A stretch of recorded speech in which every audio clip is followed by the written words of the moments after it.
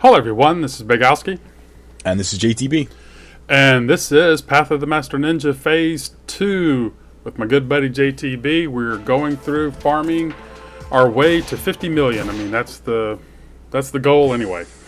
So, this one is actually kind of easy in terms of the farming ones. All you have to do, it really is two things.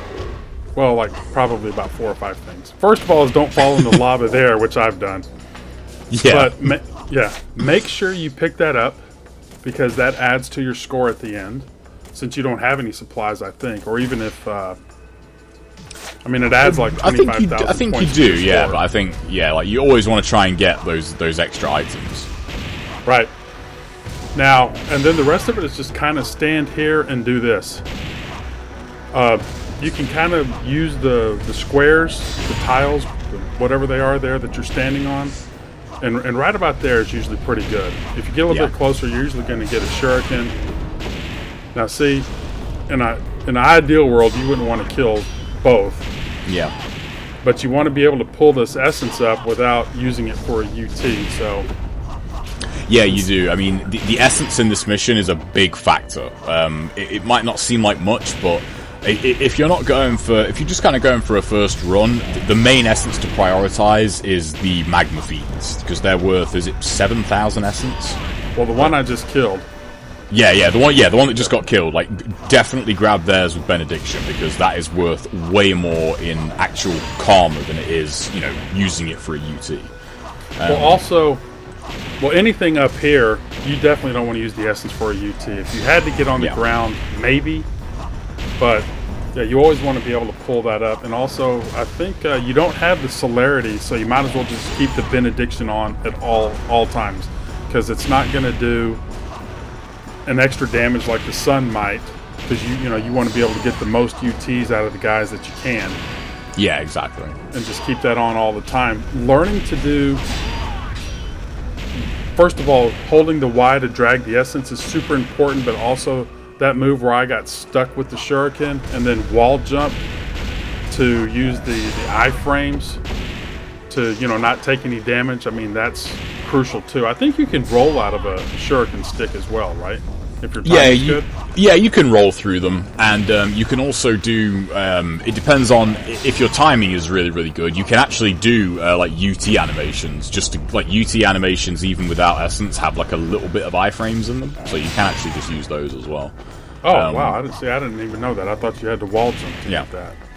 Like any iframes will get you out of it. But one thing to note, you can see the shurikens always kind of hitting the wall. If they hit you right there, like if Ryu blocks them, just wait and they will keep throwing them. Like the ninjas will just continuously throw shurikens at you up here, and every time they throw a shuriken, they get a little bit closer to you, and they get like really, really close quite fast. So you don't really have to wait all that long before you can just safely UT them.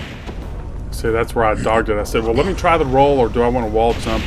Ended up thinking in between, and then just got nailed. So I don't know why I don't look out over the screen. I always felt that if you look out over the screen, they can see you better. I mean, that's just me probably being dumb. I mean, the ninjas can for sure, but there is one thing in favor of looking out. If you look out like over the area. And then jump down, you can get the fiends to reposition. And if you're going for max, I personally hate this mission, because every single time I've gone for like a really good score, you get an amazing start. You'll get like, you'll average like a UT every 12 seconds or something crazy. And then you'll jump down to try and reposition them, and then all of them will just bunch up in one area. And then that's it. Like the run's just over at that point, because I think all the fiends can survive 3 UTs. The ninjas obviously can only survive 1. But if your UT is hitting 2 fiends or something, that's like 3 UTs you should be getting, and you're only getting 1. So every UT that happens on, that's 25,000 points that you've lost. And as you can imagine, if that happens 2 or 3 times, like your missed points rack up real fast in this mission. Well, here's something too.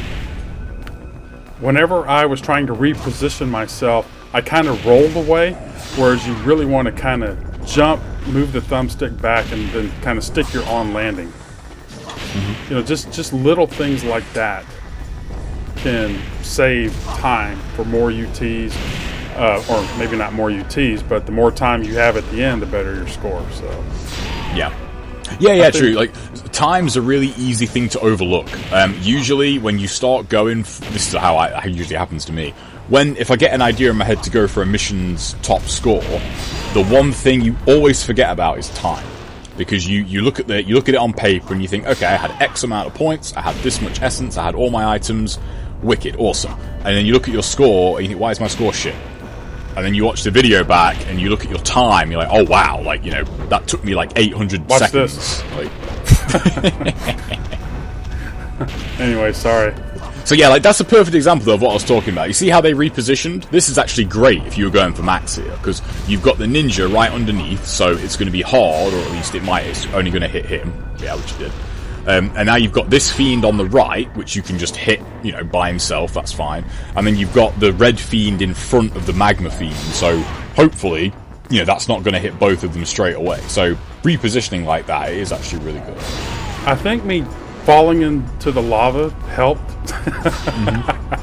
It didn't. I'm just kidding. It was pretty bad, but I mean, your health, it's an easy thing to overlook, but your health is worth points. I think a full health bar without a multiplier is 7,200 points, if I remember rightly.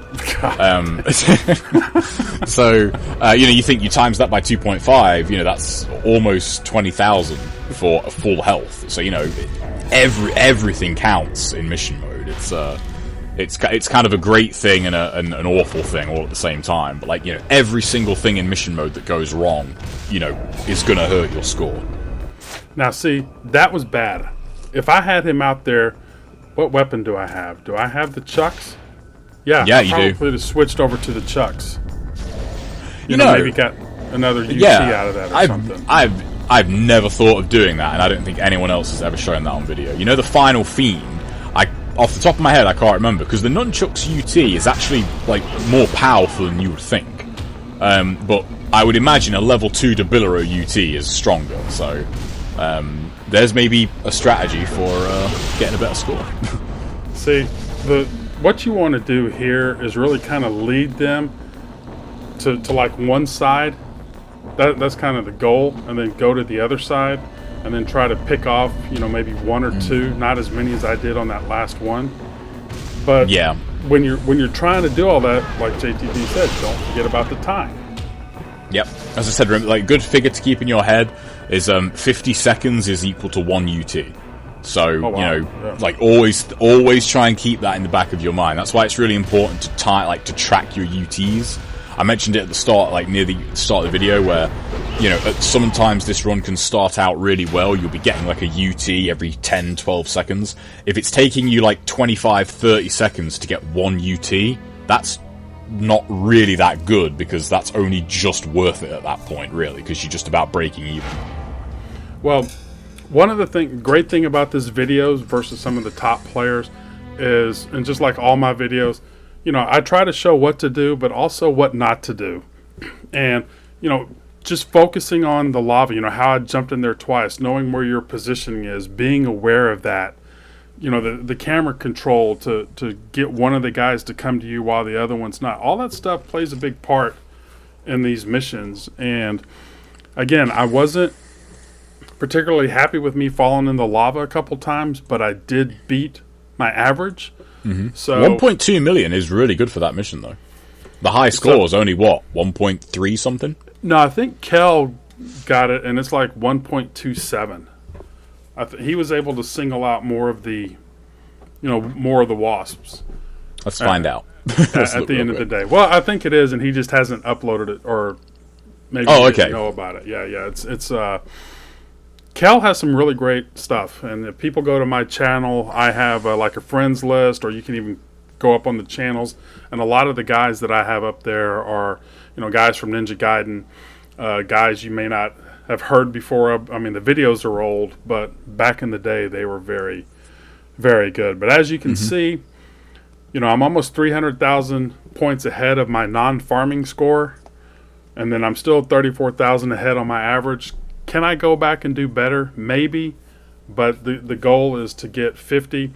And I will say those averages in that first spreadsheet that I've kind of shown how I've gotten everything.